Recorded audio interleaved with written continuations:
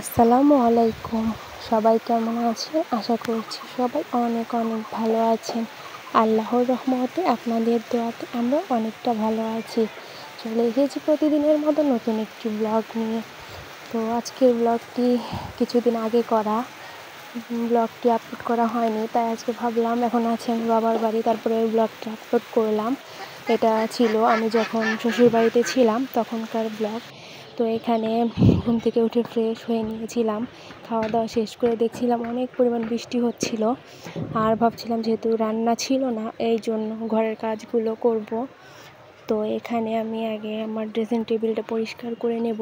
দেখেন কত কিছু, আর এটা পরিষ্কার করতে করতে কারেন্ট চলে গিয়েছিল, এই জন্য আর আমি গোছানোটা আর ভিডিও করতে পারিনি, অন্ধকার ছিল এই জন্য আর কি। তো এদিকে গোছানো শেষ করে এটা আপনাদের ভাইয়ার ঘড়ি রেখে গিয়েছে, এটা দেখে আপনাদের ভাইয়ের কথা খুব মনে পড়ছিল, তো আপনাদের সাথে একটু শেয়ার করলাম এই ঘড়িটা যে আপনাদের ভাইয়া রেখে গিয়েছে এই আর কি। তো এখানে আমার ড্রেসিং টেবিলটা প্রায় গোছানো হয়ে গেছে, দেখতেই পাচ্ছেন। আমার ড্রেসিং টেবিলের এক সাইডে আমার যত ব্যাগ ছিল, মাম্মামের যত ব্যাগ ছিল সব কিছুই রেখেছি, আর এক সাইডে আমার চুড়ি রেখেছি আর কসমেটিক্স যা যা টুকটাক আর ব্যবহার করি আর কি, সেটাই। আমি বেশি একটা কসমেটিক্স ব্যবহার করি না।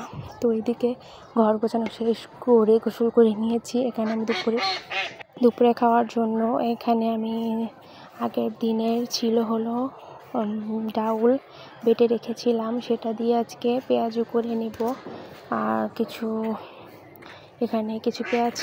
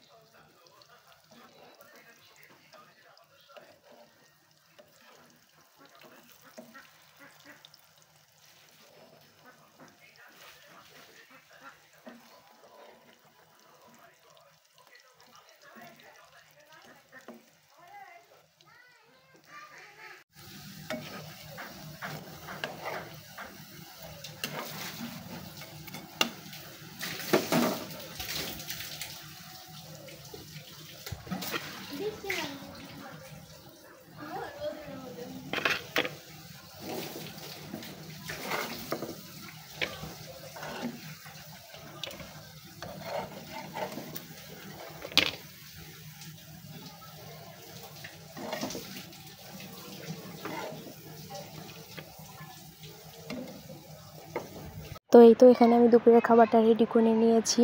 এখানে নিয়েছি পেঁয়াজু, আর সাথে নিয়েছি তিল ভর্তা, সাথে ছিল কাঁঠালি বিচি ভর্তা। তো এই তো খাওয়া দাওয়া শেষ করে একটু রেস্ট নিয়ে চলে এসেছি বাবার বাড়ি। যদিও আজকে আমি খুবই খুশি ছিলাম যেহেতু বাবার বাড়িতে যাব।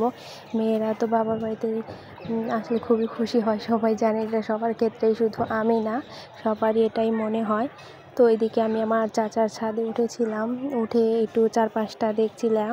এখানে বসলে প্রকৃতি দেখতে খুবই ভালো লাগে, ছাদে উঠলে এখানে আশেপাশে গাছগুছালি দেখতে খুবই ভালো লাগে। তো এদিকে আমার চাচি গাছ লাগিয়েছিল কিছু, সেটাও দেখছিলাম। মানে যে ঘাস ফুল দেখছেন সকালবেলা অনেক সুন্দর হয়ে ফুটে থাকে।